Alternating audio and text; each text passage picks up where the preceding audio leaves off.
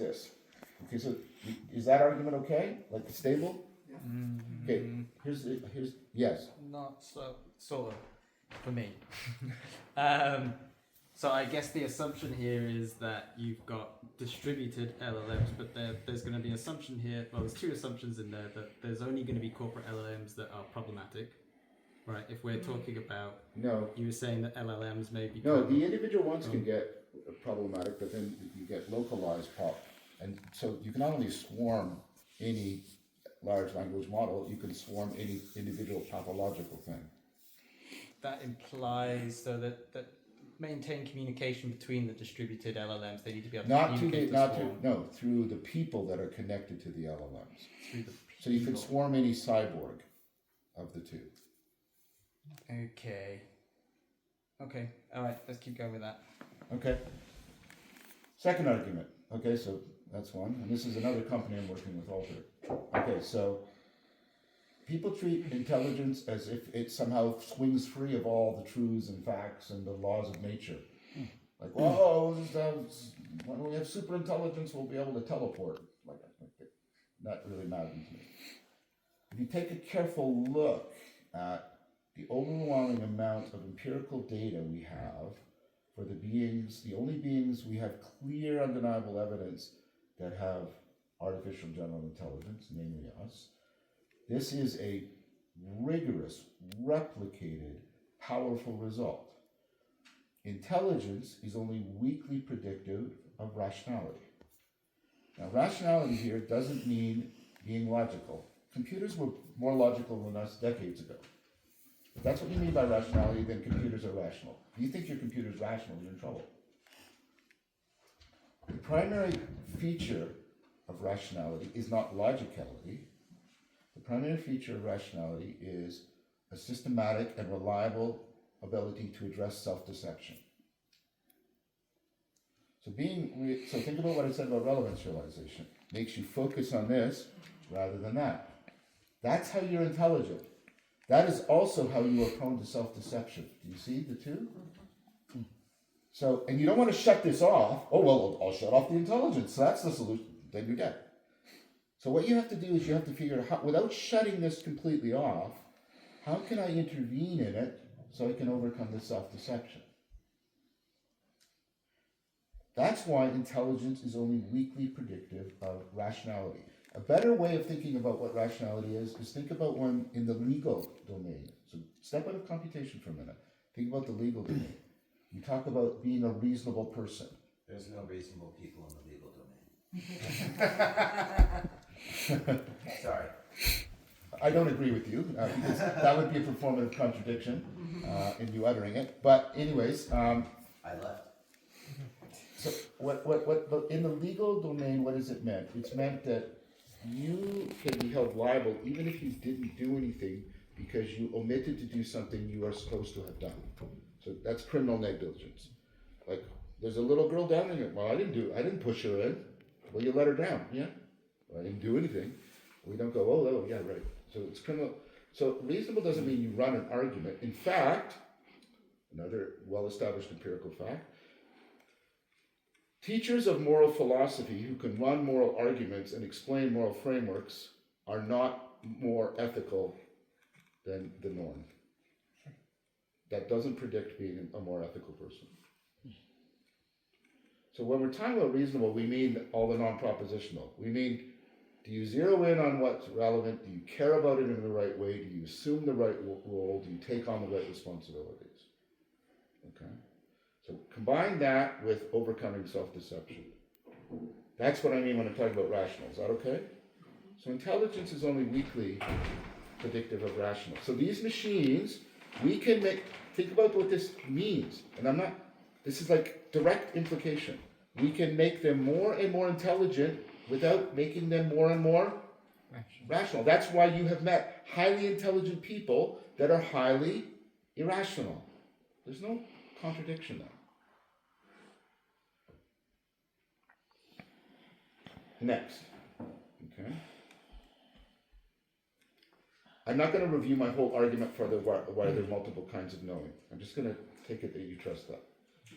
So let's say in addition to propositional rationality, Yes. Can I just have a clarifying? Yeah. So when you're talking about self-deception, Yeah. it's coming from like I'm choosing to put my attention here, and I'm losing something by taking it away Yeah. from over here. Have you ever heard that we carry around bias? Right.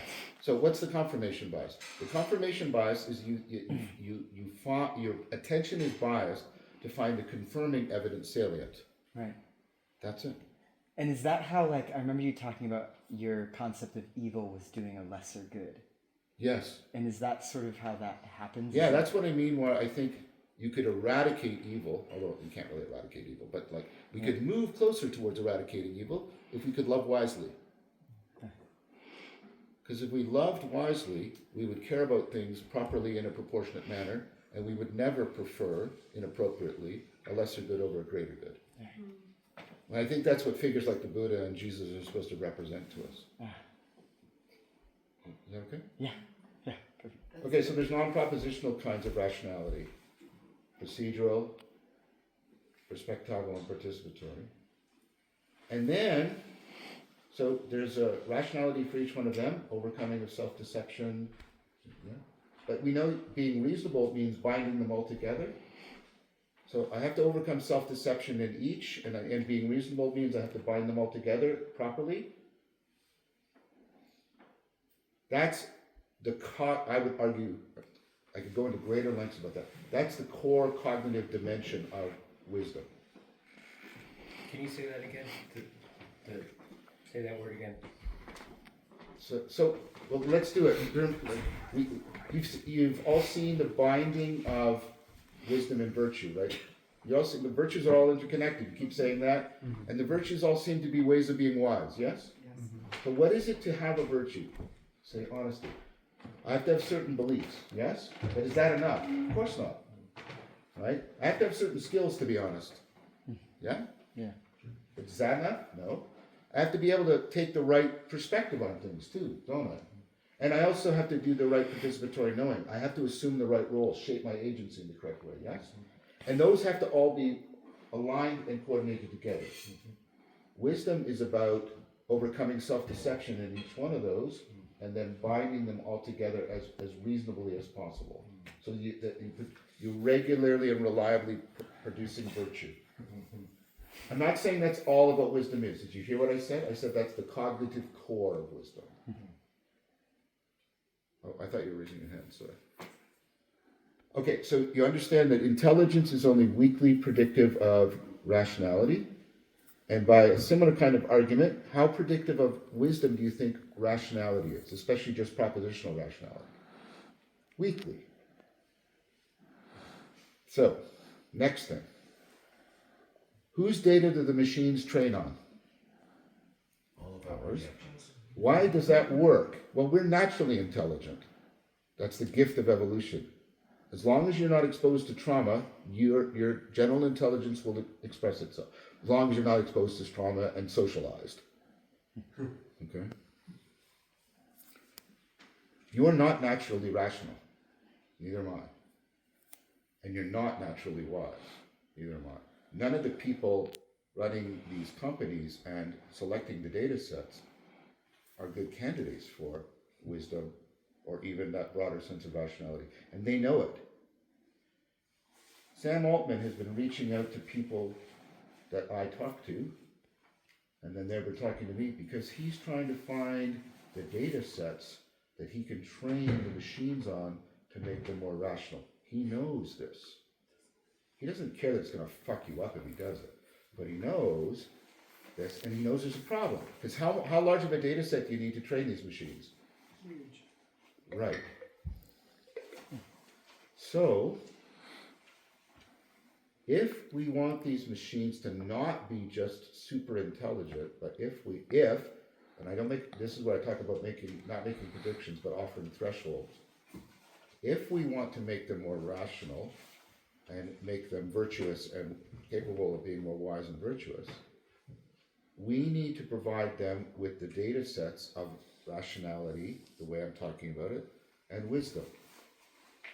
We have to become more rational and wise and generate way more rational and wise data. This is the idea of mentoring the machines. Now that sounds like, well, good luck.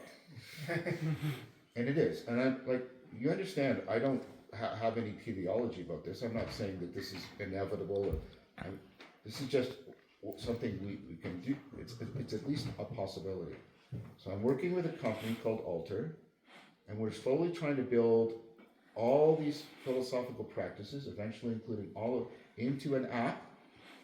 It's already out there. We're constantly improving it to try and disseminate this as much as possible. I'm trying to do, like me and many other people, fill social media with this as much as possible. Publish books on it, do the philosophical Silk Road. I think it's very plausible that things will just collapse, or Moloch will win. But this is what I mean by what I'm going to say. This is my moral answer of what I'm going to try to do. I think those are the two things, those are the two prongs of my response to the AGI.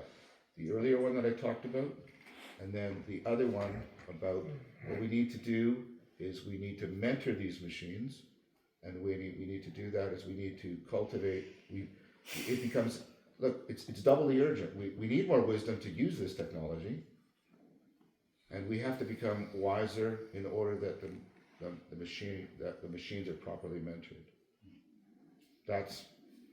Those are the two. Each one of these has a lot more argument in it, but that's the core. Yes, Nick. I'm sorry, just to